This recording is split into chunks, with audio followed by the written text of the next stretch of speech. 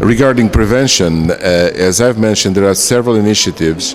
Some are done at the European level, and some are done locally in each country, and that's important to have a good link, a good connection. The European Society of Cardiology has a prevention association which is devoted for the prevention issues. There have been organized different initiatives. There were released this year the new guidelines on prevention with update on different goals that we try to reach in terms of weight, in terms of smoking cessation, in terms of cholesterol levels and so on. In terms of lifestyle changes, modification to have healthy lifestyles, and those are very important that they, on one hand, are global, but on the other hand, they need to be applied locally. And that's where the national societies or foundations have a very important role. Because these foundations and these societies, they know the specificity for each country. And so they know exactly how to better interface with the population. It's always difficult to change lifestyle, for instance. People have to be motivated. They have to have the data. They have to understand how important it is to stop smoking. And we have, for instance, and we have now scientific data showing that just by having the law of not smoking in closed spaces, there was a reduction of 25% of acute myocardial infarction in non-smokers. And this is very important because this is the evidence that having these laws, and we know that we as doctors, we have to provide the information, then the politicians make the laws, but they have to be informed about these things. And here we're talking about primary prevention, so meaning people that never had the disease, trying to reduce the number of people that will have the disease. So there are a lot of potential implications of scientific results that will translate into political decisions for each country.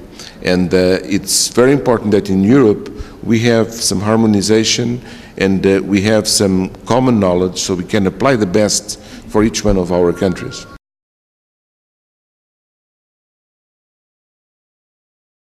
Well, we have two different levels. One is a level to the population in general, and there the scientific societies have a role together with the governments and with the organizations that are involved in health-related issues. So it's sort of a campaign to provide to the public, to the general public, this type of information.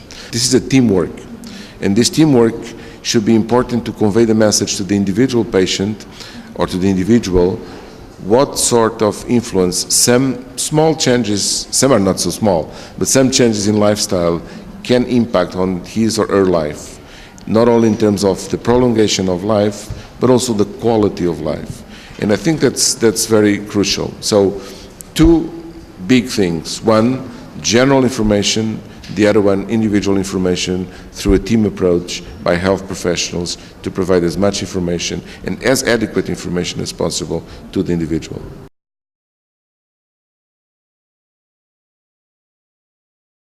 Well, I think we need to work together, and it's very important that we, in Europe, we are different countries, we have different well, I think we have a lot in common, actually. But there are some things that are a little bit different, but one thing is for sure. Myocardial infarction in Romania is the same as in Portugal, or is in Paris, or is in London. We are human beings, and we have exactly the same type of problems. We just have some local differences, but these differences sometimes are easier to reduce if we understand that our common goal is to reduce the burden of cardiovascular disease, and for that we need to work together.